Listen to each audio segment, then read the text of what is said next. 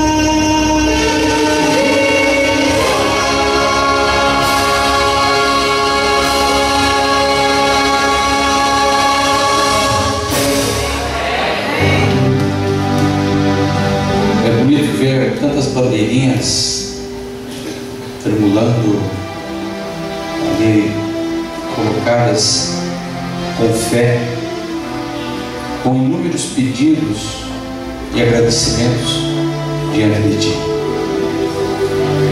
Eu não sei o que está ali escrito em cada daquelas bandeiras, mas eu tenho certeza que o Senhor, que sonda os corações, já começou a responder muitos dos pedidos e das necessidades do Teu povo. Como é bom orar, Senhor. A oração é a respiração da alma. Obrigado, ó Pai, porque quando nos propomos a orar, o Senhor já está pronto a nos atender. Há pedidos de natureza a respeito de pessoas que estão adoentadas, algumas pessoas que estão internadas, pessoas com doenças graves. Eu venho te suplicar, Senhor, venha atender o Teu povo. Existem pessoas que estão com outros motivos importantes, tão importantes que eles vieram trazer a Ti, Senhor. Então, conforme o Teu querer, a Tua sabedoria, venha socorrer o Teu povo, Senhor. Existe também prêmio de gratidão ali, por vitórias alcançadas, por bênçãos que o Senhor tem colocado no viver dos Teus filhos. Então aceita, Senhor, também esta prece. Obrigado porque sempre nos ouves, ó Pai. E obrigado porque podemos orar nessa noite, em nome de Jesus. Amém, Senhor.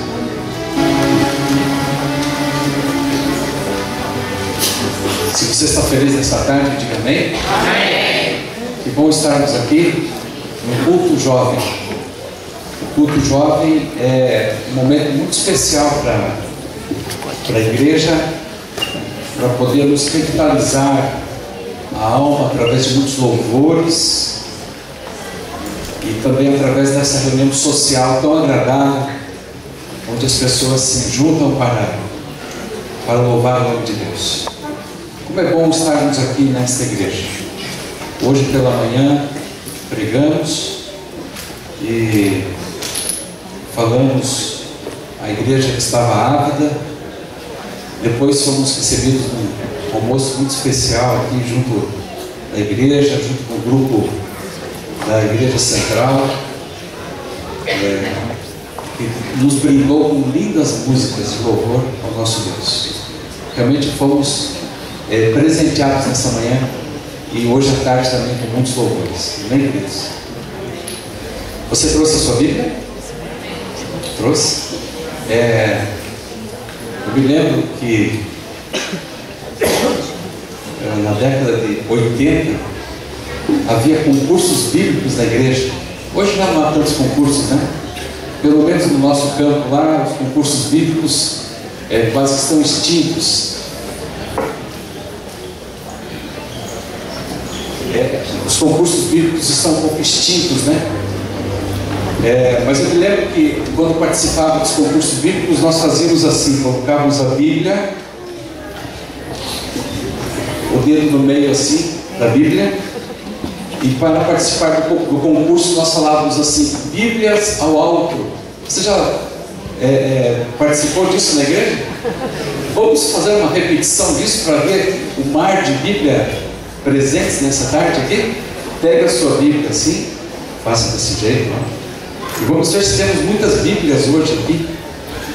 Quando eu falar Bíblias ao alto, vamos erguer bem alto a nossa Bíblia para ver quantas Bíblias temos no seio do povo de Deus nessa tarde.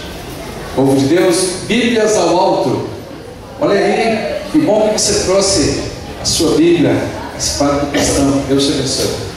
Já que você a trouxe, vamos abri-la. Evangelho de João, capítulo 5, verso de número 39. Evangelho de João. Eu creio que o grupo foi embora, está indo embora, né? Queremos agradecer ao grupo publicamente pela sua presença, pelos louvores. Que Deus continue abençoando muito a vida de vocês, viu? Amém. Leve a nossa gratidão.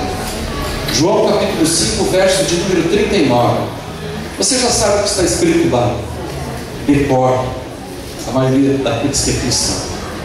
A palavra de Deus nos declara assim: examinais as Escrituras, porque julgais ter nelas a vida eterna, e são elas mesmas que testificam de mim. Queridos, nessa tarde eu gostaria de falar pouco, mas talvez o suficiente para realçar a importância do estudo da palavra de Deus. Quero fazer uma pergunta a você, a título de reflexão. Você não precisa responder, a não ser a você mesmo. Você tem estado feliz com o tempo que você tem dedicado ao estudo das Escrituras diariamente? Você tem estado feliz com o tempo que você tem dedicado à oração todos os dias? Você tem estado feliz com o tempo que você tem dedicado à comunhão no seu caminhar com Deus?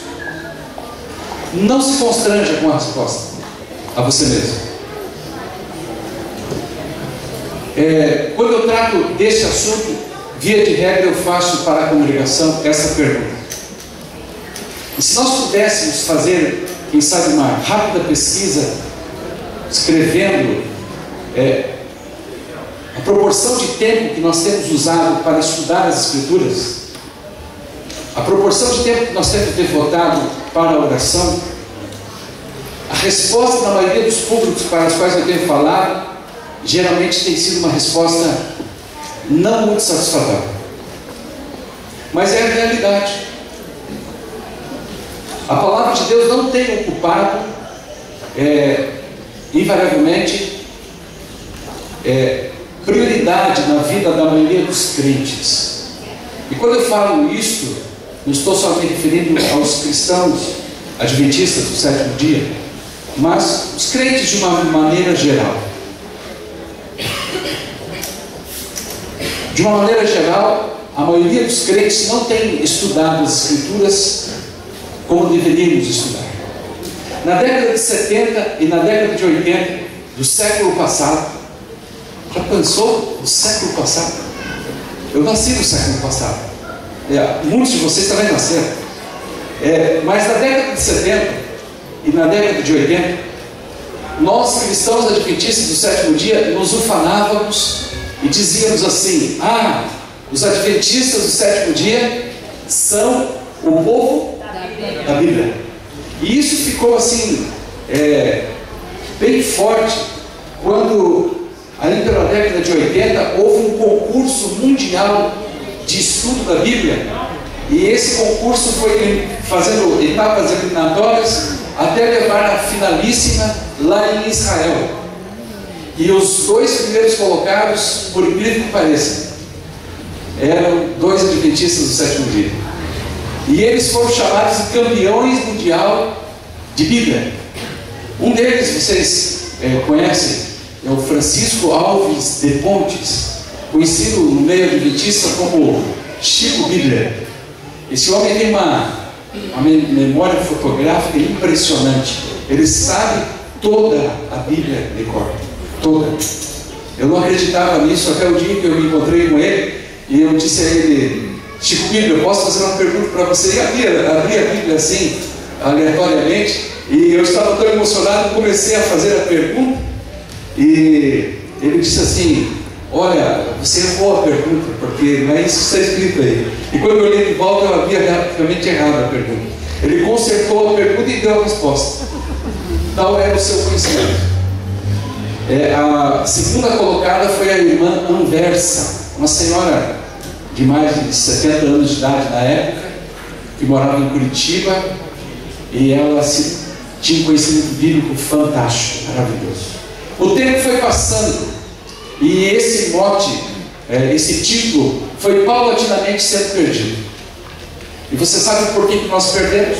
E se fôssemos fazer ainda uma pesquisa, eu penso que esse título de povo da Bíblia ainda estaria entre nós, amém? Amém. Em paralelo com outras denominações religiosas. Porque muitas denominações religiosas, especialmente as denominações eletrônicas, né? Igrejas eletrônicas, da TV, elas não estudam a palavra de Deus, não a conhecem. Muitas igrejas, e igrejas respeitáveis, elas têm um embasamento teológico, todo o seu estudo teológico está embasado ainda no método crítico histórico da interpretação das Escrituras, o que faz com que o conhecimento das Escrituras fique desvirtuado. O que é o método crítico histórico? O método crítico histórico é um método que sofre profunda influência da filosofia grega, aristotélica, platônica, e é um método científico usado nas faculdades, nos estudos, e é aplicado também por muitas igrejas no estudo da teologia. Então, quando eles aplicam este método, existem porções das Escrituras que eles entendem como simples lenda. Quer um exemplo? Existe uma denominação que é conhecida no Brasil como a denominação oficial do Brasil, que ela entende o Gênesis como uma lenda. Não é possível que Deus tenha criado o mundo em 6 dias. E por causa desse método crítico histórico, essa mesma igreja, no seio do seu conhecimento, no seio da sua teologia, aceita, a partir do Concílio do Vaticano da década de 60, ela incorporou no seu credo de fé aceitar o evolucionismo. E é grande contraste, como eu, sendo um cristão, filho de um Deus Criador dos céus e da terra, posso aceitar que eu mesmo, ou a minha origem ascendente, tenha vindo de uma explosão cósmica, um Big Bang, que eu seja fruto do desenvolvimento em bilhões de anos, no caso do homem, 1 bilhão e 200 milhões de anos, que veio de um organismo simples, uma ameba, que se transformou em um homem, uma criatura maravilhosa que somos nós. Como é possível isso? É possível porque, se você interpretar as Escrituras de maneira errada, você vai ter uma conclusão errada. É por isso que o Senhor Jesus Cristo nos disse: examinais as Escrituras. Por 2 motivos ele coloca aqui.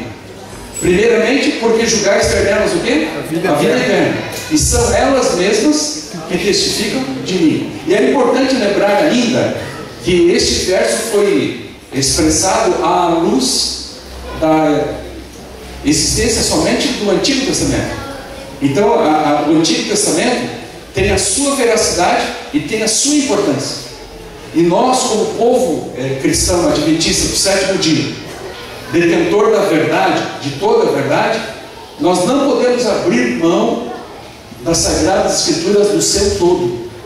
Talvez sejamos uma das raríssimas denominações cristãs que ainda crê, prega, estuda a respeito de toda a Bíblia, o Antigo e o Novo Testamento. Deus seja louvado por isso. Amém. As Escrituras estão à nossa disposição, mas a maioria das pessoas não tem tido tempo para estudar as Escrituras. A maior parte das pessoas não tem tido tempo, ou não tem tido a oportunidade de reservar tempo para a comunhão, através do estudo das Escrituras e através da oração. Então nós precisamos mudar a nossa maneira de agir. Nós vivemos hoje, segundo os estudiosos de sociologia, até tempos atrás, nós estamos vivendo dentro da era pós-moderna. Hoje, o conhecimento se multiplica tão rápido, a informação vem avassaladoramente, que nós já estamos vivendo na era pós-moderna. É uma coisa muito louca que nós vivemos. Dias atrás eu estava pregando na cidade de Foz do Iguaçu, 2 anos atrás, realizando uma semana de oração na igreja central de Foz do Iguaçu. E quando eu me dei conta, eu estava realizando aquela semana no mês de janeiro, sem ter falado por telefone uma vez sequer com a direção jovem daquela igreja. Tudo aconteceu porque eu estava digitando ali alguma coisa no e-mail. De repente se levantou um íconezinho ali no Messenger, e de repente o Mateus disse assim: oi pastor. Aí eu olhei, comecei a dizer: oi, tudo bem? E ele começou a conversar comigo, e de repente ele lançou: pastor, seria muito bom se você pudesse vir fazer uma semana de oração. E começamos a conversar, e de repente todo o processo da semana de oração se desencadeou, só via aquele íconezinho. Todas as vezes que eu entrava ali no Messenger, lá estava o Mateus: ei pastor, como é que são as coisas? E de repente eu me vi pregando para uma igreja. Eu pensei assim: que era que nós vivemos? Não escrevemos mais cartas. Que era que nós fizemos? Nós não temos mais tempo para saborear as boas coisas da vida. É tudo muito rápido. E esse modus operandi, essa maneira que vivemos, a nossa vida é feita de botões, né? De controles. Você tem o controle, daqui a alguns dias vai ter um diácono-chefe aqui, o auxiliar, apertando botões para acessar esses aparelhos de ar-condicionado. A câmera que está ali filmando é movida por controle remoto, wireless, uma porção de coisas. Esta é a sociedade que nós vivemos. Tudo automático, tudo moderno, tudo muito rápido, a era cibernética. Mas isso, meus queridos, não tira de nós, ou sobre nossos ombros, a responsabilidade de conhecer as Escrituras. Temos que cavar mais fundo. E nessa tarde, nos minutos que me restam aqui, eu queria compartilhar com você 3 motivos por que deveríamos estudar a Bíblia. Só 3 motivos. E eu queria passar para você nessa tarde 3 versos da Palavra de Deus. E o primeiro verso está em Mateus, capítulo 11, o verso de número 28. É claro que nós poderíamos colher vários outros versos da Palavra de Deus, mas eu gostaria de, através desse verso, colocar o primeiro motivo por que deveríamos estudar a Palavra de Deus. O que diz aí nesse verso em Mateus 11, 28? Vinde o quê? A mim, todos vós que estáis cansados e sobrecarregados, e eu vos aliviarei. O primeiro motivo, meus queridos, para estudarmos a Palavra de Deus, é porque o Senhor Jesus, Ele quer dar a mim e a você força para a nossa caminhada aqui na terra, até o fim do grande conflito entre o bem e o mal. E por vez ou outra, eu e você precisamos ir a Cristo. Ele faz um convite para você: vinde a mim. Eu gosto desse vocábulo todos, porque o todos da Palavra de Deus não deixa ninguém fora. Amém? Amém? Amém. A Palavra de Deus lança esse convite a todo ser humano: vinde a mim todos os que estão cansados e sobrecarregados, todos que estão cansados de viver no erro, todos que estão sobrecarregados dessa correria do mundo, essa concorrência. O século presente, meus irmãos, onde nós vivemos, os nossos compromissos, o trabalho, a luta pelo ganho, pela sobrevivência, faz com que nós não tenhamos tempo. Então muitas vezes o Senhor Jesus fala na minha consciência e na sua assim mais ou menos: ei, para, vem a mim. Você está cansado, sobrecarregado. Então esse é o primeiro motivo porque eu e você devemos estudar a Palavra de Deus, para termos reforço espiritual. Não é para nos tornarmos intelectuais da Bíblia, até porque isso não existe. Não é para acumularmos conhecimento, porque, via de regra, você não encontra uma linha nas Escrituras que diz assim: você pode ser salvo pelo conhecimento. Você já encontrou isso? Não.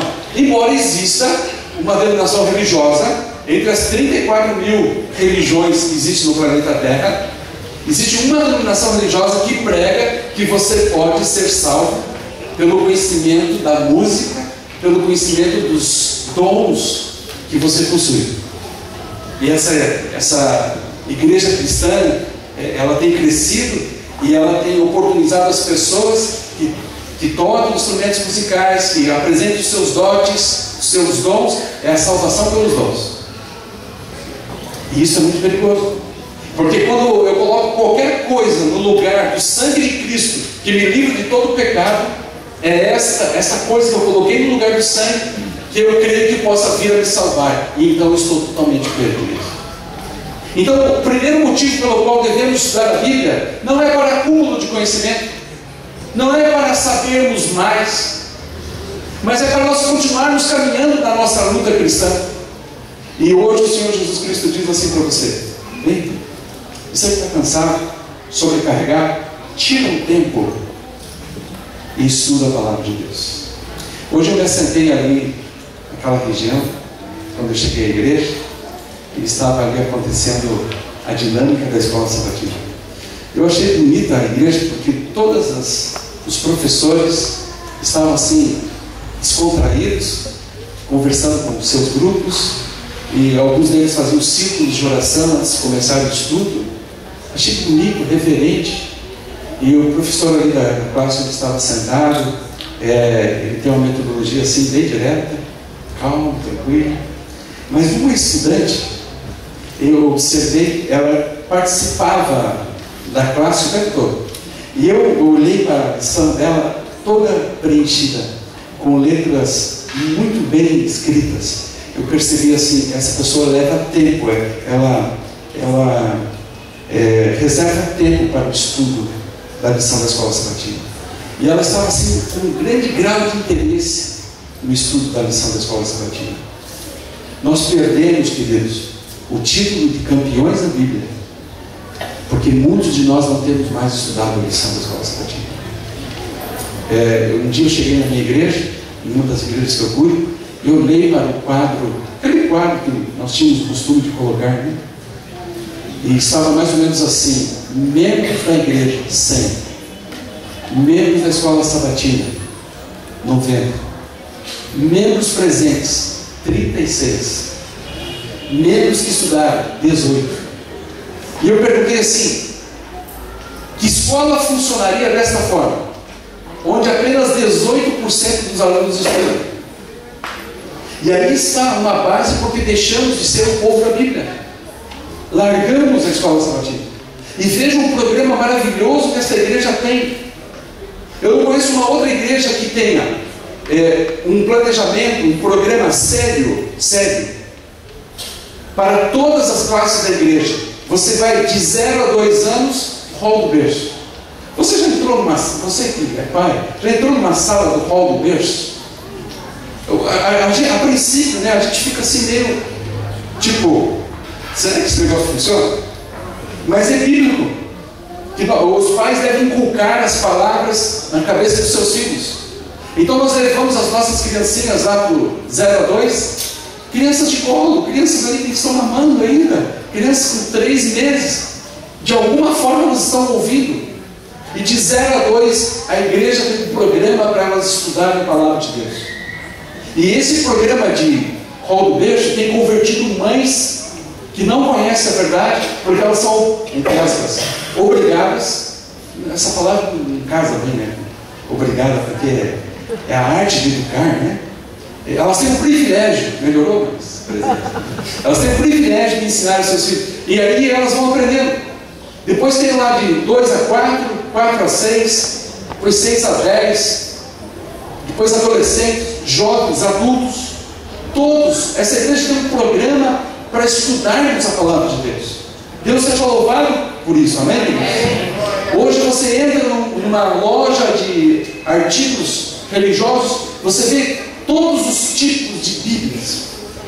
Eu fui surpreendido agora com a Bíblia da vovó. Entrei agora numa loja de livros, lá está, uma Bíblia bonita, encadernada, Bíblia da vovó. Dias atrás eu estava folheando uma Bíblia, achei fantástico aquela Bíblia, porque ela tinha inglês, português e grego. 3 versões na mesma Bíblia. Então você pode ler em inglês, para exercitar um pouquinho a leitura do inglês. Você pode ler em grego, para conhecer um pouquinho o grego. E você pode ler até em português. Olha que coisa interessante. Temos todos os tipos de Bíblia. A palavra de Deus nunca foi tão vendida. É o livro mais vendido do planeta. Mas não quer dizer que seja o mais lido. Nunca foi tão fácil o acesso das Escrituras até nós. E quando eu pego uma Bíblia, dessas que nós recebemos, pastor, para o evangelismo, vamos na associação e carregamos aquelas caixas e mais caixas. Todas as vezes que eu pego uma caixa daquelas, põe sobre o ombro e carrego, eu fico pensando, sabe em quê? Nos valdenses. Porque hoje nós temos toda espécie, toda edição de Bíblia. E os valdenses. Esse é sinal para terminar? Não? Desculpa. É que no colégio era o primeiro sinal. Olha, tem 5 minutos para terminar de comer. Segundo sinal, vamos apagar as luzes. Terceiro sinal, vi um bolo com preço. Eu pensei que de repente fosse preparar, né? Dias atrás eu estava pregando e tinha 2 mocinhas. E eu vi que uma mocinha trouxe a outra como convidada. Então ela não estava muito acostumada com esse negócio de igreja, né? Sabe que cultura igrejeira é coisa diferente, né? A gente consegue ficar 1h30, 2 na igreja, né? Aí ela estava incomodada e eu pregando. E a outra falou assim, a convidada falou: que horas que ele vai terminar? Aí a outra respondeu: hoje ainda. Queridos, não vamos tanto assim, né? Daqui a pouco já está terminando. Aqui está o primeiro grande motivo pelo qual devemos estudar a palavra de Deus. Porque o Senhor Jesus Cristo nos convida a tirarmos tempo. Venha, você está cansado, sobrecarregado, você está desenganado, você está fraco. Venha estudar a Bíblia, fortaleça. Precisamos de mais Bíblia em nossa vida. Precisamos recitar mais versos bíblicos. Quer uma dica? Se você vai de metrô, de ônibus, para o trabalho, se você espera no consultório, em algum lugar, faz o seguinte: comece a escrever versos bíblicos num papelzinho, ou quem sabe compra uma caixinha de promessa e vai tirando e põe no bolso.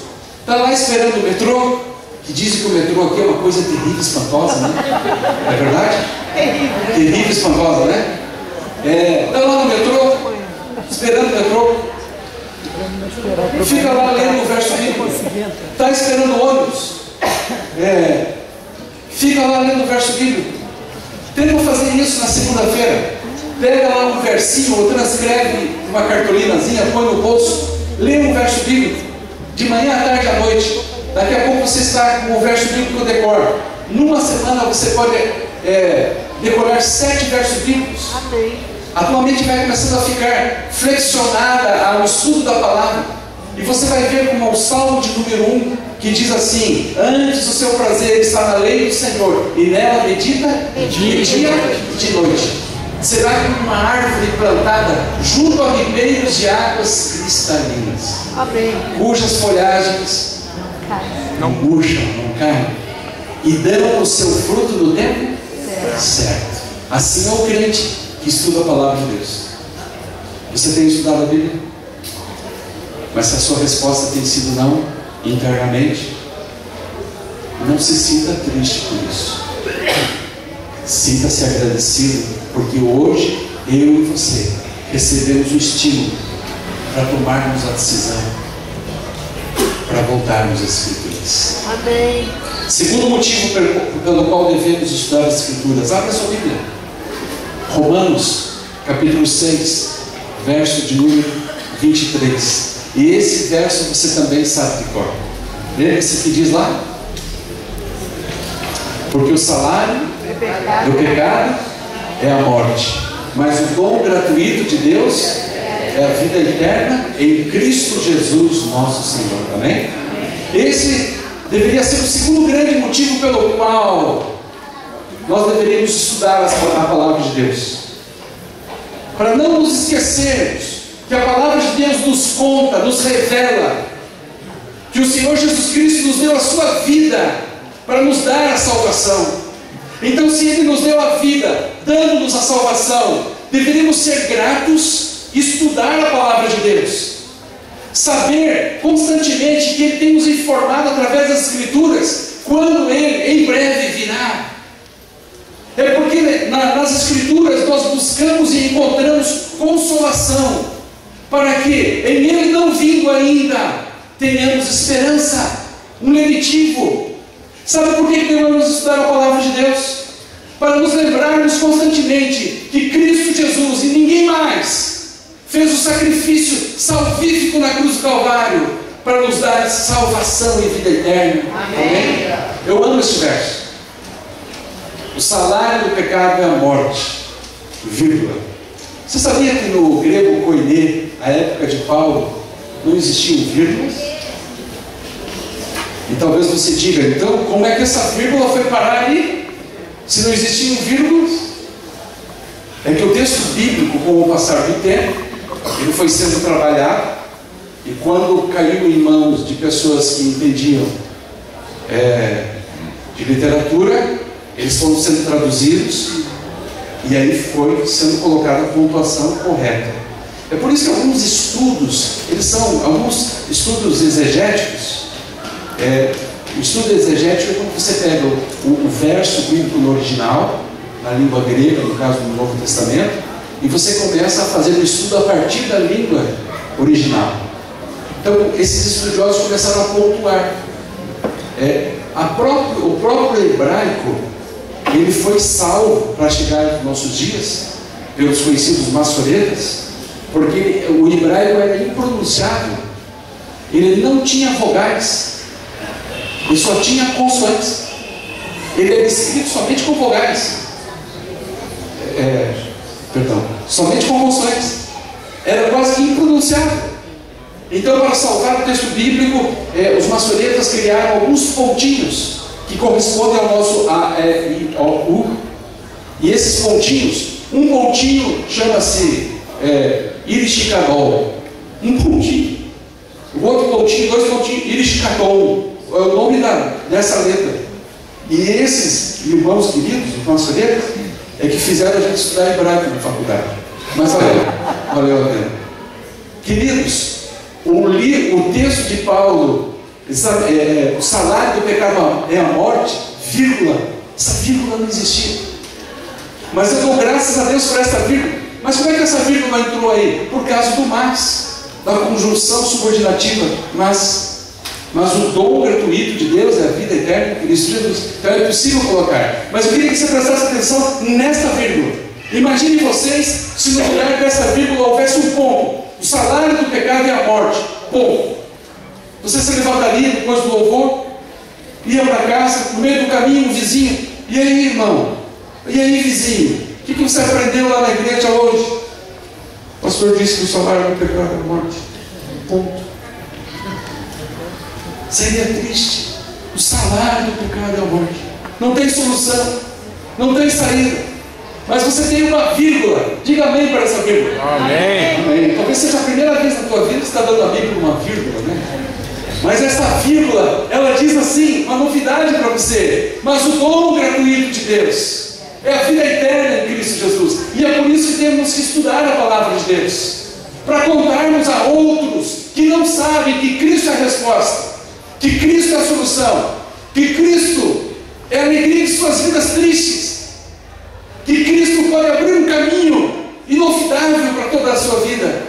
É por isso que devemos estudar a palavra de Deus. Não é para acúmulo de conhecimento, não é para saber, não é para ver quem sabe mais, não, é para salvar.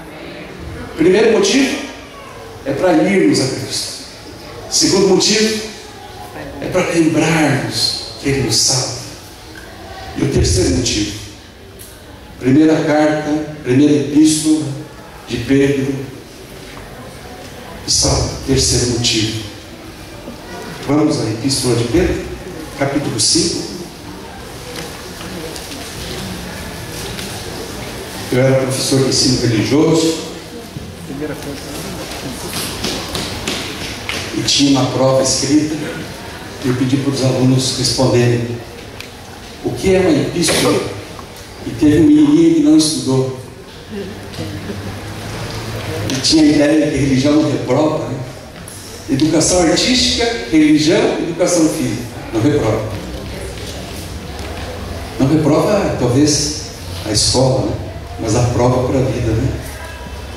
E ele respondeu, epístola É a mulher do apóstolo.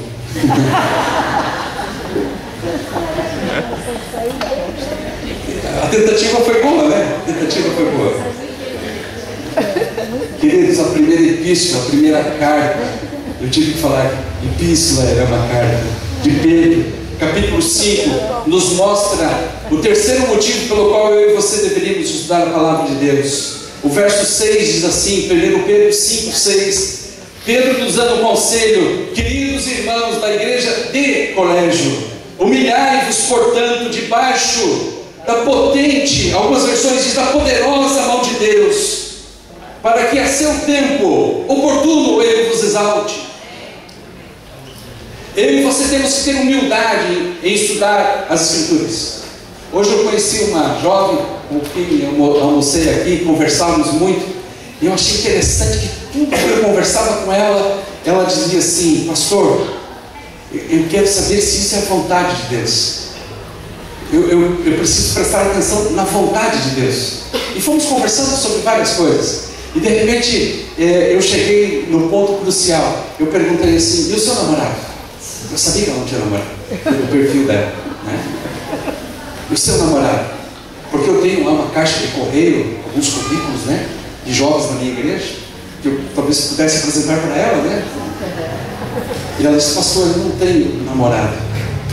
E essa é uma das coisas que Deus, no seu tempo exato, vai me conceder, pastor. Eu falei: puxa vida, você é muito especial, viu? Continue assim. Humildade. Para estudar a palavra de Deus é preciso ter humildade. Humilhai-vos, portanto, sob a poderosa mão de Deus, para que em tempo oportuno Ele vos exalte. E o verso 7 diz-nos assim: lançai sobre Ele toda a vossa ansiedade, porque Ele tem cuidado de vós. Amém? Aleluia. Irmã Terezinha, Deus tem cuidado da senhora. Amém. Outros irmãos que eu não sei o nome, eu sei o irmão Ademir, a irmã Ruth, que eu tenho cumprimentado, falado, sei de alguns, a irmã Nádia, alguns outros irmãos. Pensa nesse verso: Deus tem cuidado de você. Eu queria que você repetisse esse verso. Põe assim a mão no teu coração. Fala assim: obrigado, Senhor. Obrigado, Senhor, porque tu tens cuidado de mim. Eu tenho uma filha de 13 anos. Ela é uma menininha maravilhosa. Ela tem um senso de humor assim que me encanta. E eu me lembro que quando ela era bem pequenininha, o cuidado que a mãe dela tinha por ela, que eu também tenho, eu ficava enternecido pela oportunidade que Deus ter me dado a essa criança e eu ter que cuidar dela. Então muitas vezes eu ia até o bercinho, depois no beliche, depois na cama, e eu ia lá cuidar dela. Quantas vezes eu ficava ali sentado, olhando ela, só respirar, dormindo, sentado ali olhando assim, e a minha oração era: Senhor, obrigado pela vida da minha filha, mas obrigado porque eu tenho certeza que o Senhor cuida de mim como eu tento cuidar da minha filha. Um Deus que nos ama. Aqui está o terceiro grande motivo, queridos, porque devemos estudar a palavra de Deus. O verso de número 8 nos diz assim: sede sóbrios, vigiai, o vosso adversário, o diabo, anda em redor, rugindo como leão, buscando a quem possa tragar. Resistirem firmes na fé, sabendo que os mesmos sofrimentos estão se cumprindo entre os vossos irmãos no mundo. Sabe quantos cristãos adventistas do sétimo dia temos em Mato Grosso do Sul? 19 mil adventistas. Eu louvo a Deus por aqueles crentes lá. Às vezes eu me perco lá no meio do Mato Grosso do Sul. Há alguns recantos maravilhosos lá. Há uma árvore que dá muitos frutos lá, que é a manga. E você anda no meio da rua, em algumas vilas, as mangas caem. E às vezes você paga o carro e coloca a manga dentro do carro e vai embora. A gente anda no meio da cidade, de repente, um casal de araras passa, conversando. Eu não sei o que eles falam, não pode. O voo da arara é lindo, é um voo reto, porque elas têm uma cauda comprida. Então não é um voo curvo, é um voo reto. Existem na cidade revoadas de tucanos. O tucano é um bicho altamente exótico na minha visão.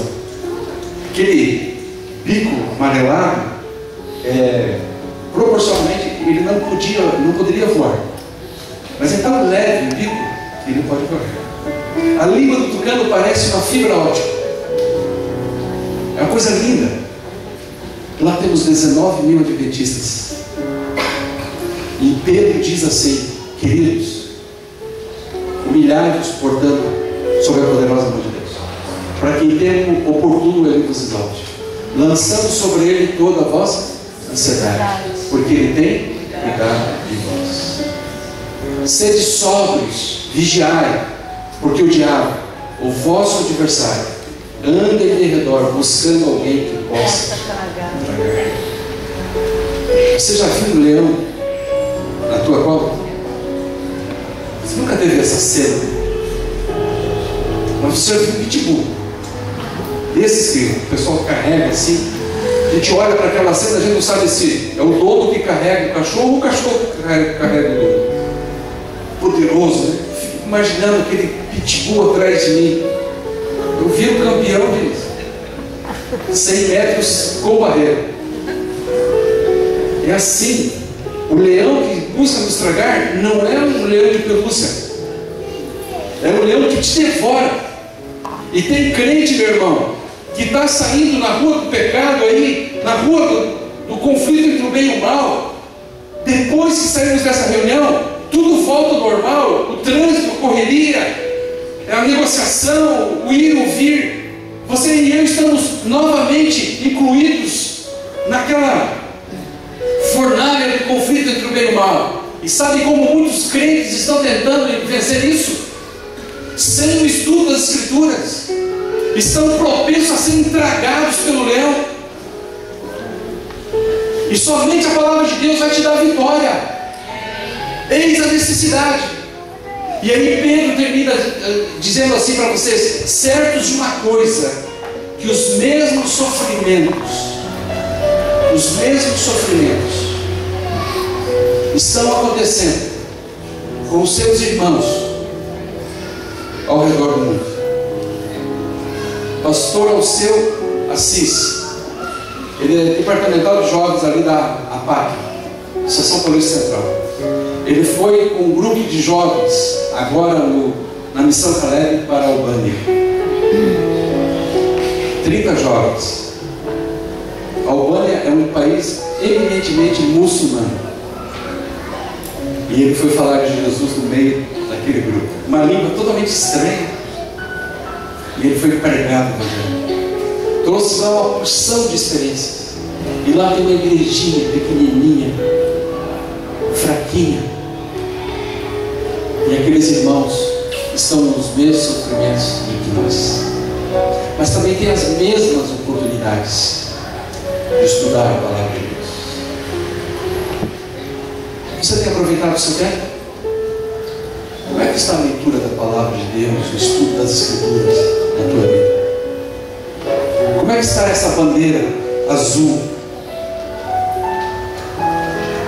na tua vida de estudo das Escrituras? Você precisa fazer, firmar esta bandeira? Quantos aqui precisam?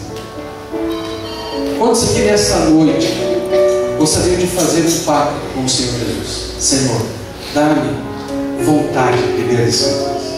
Quantos jovens já chegaram e pastor, depois de um sermão como esse, foi bonito o que você disse, mas eu não tenho vontade. Então ora para que Deus coloque vontade de você ler a Bíblia. Menos televisão, menos computador, menos outras coisas que são demais na tua vida e mais palavra de Deus. Começa lendo as Escrituras, quem sabe por alguma coisa mais soft. Novo Testamento, as histórias de Jesus. Quer uma dica?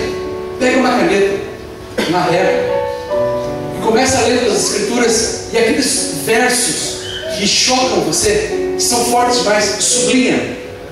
E já põe uma cartolinazinha ali, começa a decorar esses versos. Quer outra dica? Pega uma caneta, começa lendo o Novo Testamento e sublinha todas as perguntas que Jesus fez. Você vai ficar boquiaberto com o número de perguntas que Jesus usa para pregar a verdade. É um número sem fim de perguntas. E não é perguntinha qualquer, por quê, como, não. Quer um exemplo de uma pergunta? Certa feita ele está com o seu grupo de discípulos e ele faz uma pergunta: quem dizem as pessoas que eu sou? Olha que pergunta. Uma pergunta de cunho existencial. Jesus não queria ferir o seu hipócrita, entende? Ele só queria fazer uma pergunta existencial: quem dizem as pessoas que eu sou? E você sabe qual foi a resposta? Uns dizem que tu és Elias, ou um dos profetas, ou que tu és João Batista. E para cada uma dessas tem uma resposta, um porquê disso. Mas aí vem a pergunta que é arrasadora. Jesus está com o seu grupo de discípulos. E aí, irmã Nádia, ele vira para um dos discípulos e pergunta: e você? Quem você diz que eu sou? É muito fácil, não, Diana? É muito fácil eu dizer quem é Jesus pela ótica dos outros. Mas eu quero saber de você. Quem é Jesus da sua ótica? E só é possível nós sabermos quem é Jesus na nossa ótica quando nós temos uma experiência com Ele. Essa tarde eu gostaria de erguer essa bandeira, mas eu quero chamar um grupo que ficasse emblemático o erguer dessa bandeira. Ontem à noite eu estive aqui com uma reunião com 12 jovens do Ministério Jovem. Eu queria que esse grupo, não sei se vão estar os 12, talvez alguns deles já foram arrebatados, mas eu gostaria de chamar aqueles 12 para que viessem erguer essa bandeira em nome da juventude desta igreja. Então eu vou chamar o Alan, vou chamar o Peter, A negativo. Deus me livre, está. Uma delas era a Mimi, o esposo. Aqueles 12 que estavam aí, onde estão vocês? Aquele casal, está? Vocês aí? Me ajude mais, Alan. Quem é os outros? O Viana estava aí. Eu queria que vocês hoje viessem erguer essas bandeiras, essa bandeira da palavra de Deus. Vocês que interagem com os jovens da igreja, vocês acham, ou vocês sentem que eles precisam estudar mais a palavra de Deus, assim como vocês? Precisam mais. Vocês creem que essa bandeira deve ser erguida? Então nós vamos erguê-la agora. Eu vou pedir para que vocês subam aqui. Nós vamos erguer essa bandeira. Venham aqui, subam aqui. Não apeguem. Meu irmão, mais oração na nossa vida. Amém? Lembra-se dessa frase? Pouca oração, pouco o quê? Poder. Muita oração, muito poder. Nenhuma oração? Oração, leitura da Bíblia. Em nome dessa igreja, esses jovens vão erguer nessa noite essa bandeira. Quando nós não estudamos a palavra de Deus, quando nós não oramos, quando nós não comungamos, sabe como é que nós nos sentimos? Muito pequenos. Muito pequenos. Mas Deus ainda ama esse ser tão pequeno que sou eu e você. Amém. Às vezes na sua vida espiritual você se sente como um grão de areia, como uma gota d'água. Mas Deus tem um amor irresistível por você. Há uma música que fala disso. Nós vamos ouvir essa música enquanto a bandeira da palavra de Deus é erguida em Cristo Jesus. Amém. Nossa.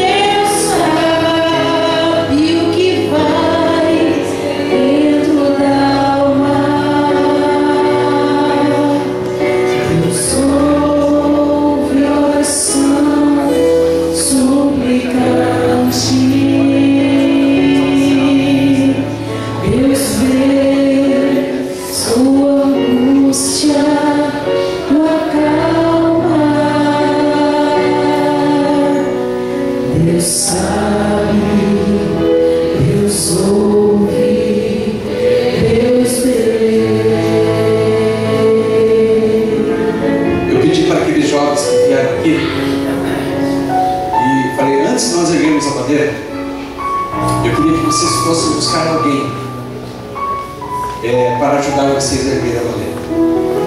Talvez esse alguém seja alguém que você possa dizer para ele assim: ó, vamos fazer um pacto entre nós dois. Eu vou começar a ler a Bíblia. Eu queria que você também lesse, porque nós não conseguimos ler a palavra de Deus só para nós. O Evangelho tem uma coisa tão linda dentro de si, que quando nós o descobrimos, é irresistível ficar só para nós. O sentimento de egoísmo não existe. Nós queremos dividir isso com outras pessoas.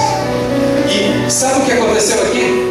Aconteceu um maravilhoso processo bíblico de 1 Coríntios capítulo 12, a partir do verso 12, que chama-se o milagre da multiplicação. A multiplicação celular.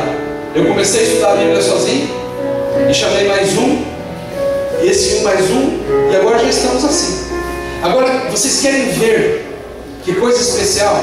Olhem para a igreja que olha para vocês agora. Vire-se para lá. Se eu fizesse um desafio para vocês agora em buscar cada um mais um, vocês vão ver o processo da multiplicação mais abertamente. E é assim que Deus quer que nós vivamos nos últimos dias como o povo de Deus, multiplicando. Porque em breve não teremos mais tempo, teremos somente os lares, e nos lares haverá multiplicação espiritual. Amém. Você está pronto para escolher mais alguém e trazer aqui? Então, qual é o seu nome? A Alessandra vai cantar mais uma estrofe. Eu quero que você vá lá e busque alguém. E abrace alguém e fale assim: ó, vem aqui você para assumir o compromisso de nós começarmos a ler a Bíblia. E aí vamos multiplicar. Vai ver que bonito que vai ficar agora. Vamos lá? Vai ser terrível e espantoso. Olhe para o rostinho de alguém e pegue mais alguém. Não esqueçam de todos os irmãos e todas as faixas etárias. Se a vida levou-os a céus, que sonhos você construiu, não devo vencidos seus planos. Entregue sua vida a Deus.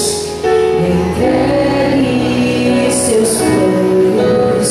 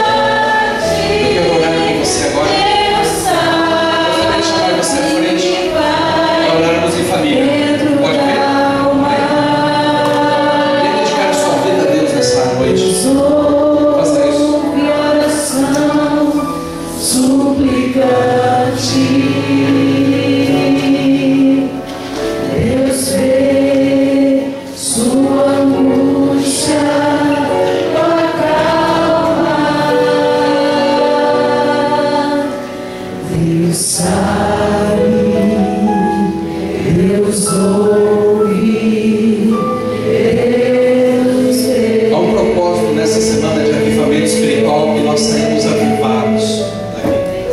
Eu queria dar uma triste notícia para vocês. O avivamento não acontece por causa de uma pregação. O avivamento acontece por causa de uma atitude interna no seu coração. Se você disser assim: eu preciso estudar a Bíblia, eu preciso gastar tempo em oração. Dizem por aí que a igreja é um hospital. E é verdade. Alguns estão recebendo alta, alguns estão em coma, mas estão vivos, né? Alguns são médicos espirituais, ajudam outros. Alguns são enfermeiros, outros estão lá na cozinha. Tudo dentro do hospital, mas estão todos vivos. Na verdade, o importante é sair do hospital um dia. Mas até a breve volta de Jesus nós vamos ter dificuldades. E o avivamento só acontece se houver um despertamento dentro de você.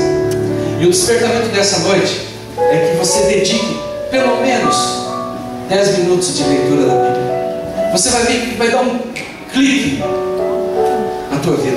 Amém. Gaste tempo em oração. Talvez isso para o jovem soe meio patético, né? Mas é tão importante. A oração é a respiração da alma. E tem jovem que está roxinho, não respira mais. Hoje é o dia de orarmos. Há um grande potencial em vocês, queridos, especialmente nos rostos mais jovens. Um rosto belo como esse, para falar de Jesus, de um rosto terno, maravilhoso. Vocês não querem fazer um pacto nessa tarde? A partir de amanhã, hoje à noite, dedicarmos mais tempo à leitura das Escrituras. Querem? Digam sim? Amém. Então eu queria pedir uma ajuda para vocês no seguinte sentido. Olha para a sua mão direita agora. Por incrível que pareça, tem um M. M de mãe ou de mão. É mão de pessoas que têm folhado as Escrituras. Eu queria fazer uma simbologia aqui com você. Queridos, não tem nada de energia, não é nada disso, é só uma simbologia. Porque um dia eu fui fazer isso numa igreja, no final, uma senhora veio assim: uma senhora, uns 70 anos, pastor, isso é nova era. Não é nova era, queridos. É só um gesto muito simples, para que você não esqueça, é didático. Olhe para a sua mão direita. Eu queria pedir uma coisa para você. Sabe esta mão que já passou por tantos sofrimentos? Essa mão que vai dizer tchau na rodoviária? Essa mão que diz: vem aqui. Essa mão que insiste, essa mão que cozinha, essa mão que lava, essa mão que carrega, essa mão que trabalha. Essa mão tem identidade. Eu queria fazer uma simbologia com você. Com exceção daqueles que estão na frente, eu queria que você fosse esticando a sua mão até alcançar um ombro. Alcança um ombro aí. Achou o ombro? Ótimo. Achou o ombro? Ótimo. Que bom que você achou o ombro. Coloca a tua mão sobre o ombro dessa pessoa. De preferência que nenhum ombro estivesse sem a mão. Se tiver algum ombro sem a mão, nós temos algumas mãos aqui, podemos emprestar. Mas olha ao seu redor, tem um ombro sem mão? Ali tem um jovem de preto, camisa preta. Aproxima dali com a fila. Nenhum ombro. Ali tem uma jovenzinha de vestido florido que está sem uma mão sobre ela. Vamos procurar um ombro, todos ombros com a mão. Sabe por quê? Porque essa mão, em inglês, Jace, nessa tarde vai representar a mão de Jesus. Amém?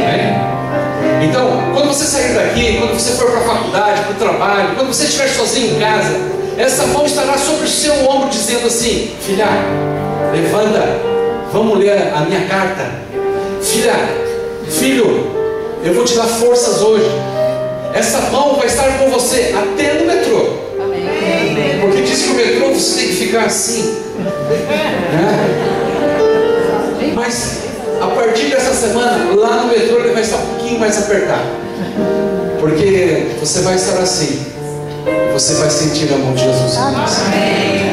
Faz um favor para mim. Dá só um estemilico no ombro. Essa é a mão de Jesus, tá bom? Usa esta mão em nome de Jesus. Vamos orar?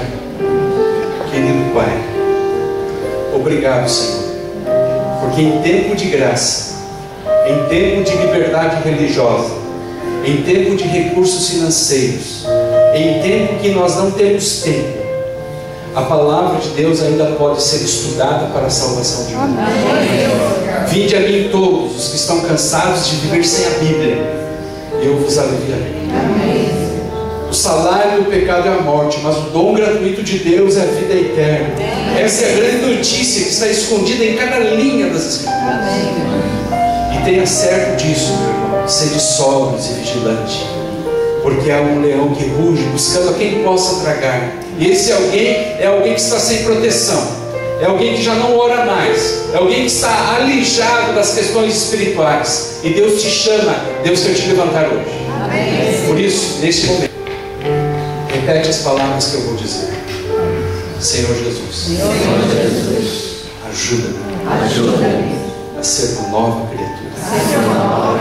Que a graça do Senhor Jesus, que a iluminação do Espírito Santo, que a presença de Deus do Pai se faça com todos desde agora para todos. Não tira a mão do ombro. Eu quero te pedir uma coisa. Só 7, que é o número da perfeição. Eu quero que você diga só 7. Só para 7 pessoas. Uma frase tipo tal qual: eu te amo com o amor do Senhor. Você é importante para mim. Ou que Deus te abençoe. Que você seja um vencedor em Cristo Jesus. Ou me perdoe, se for o caso. Ou que bom ser teu amigo, irmão da fé.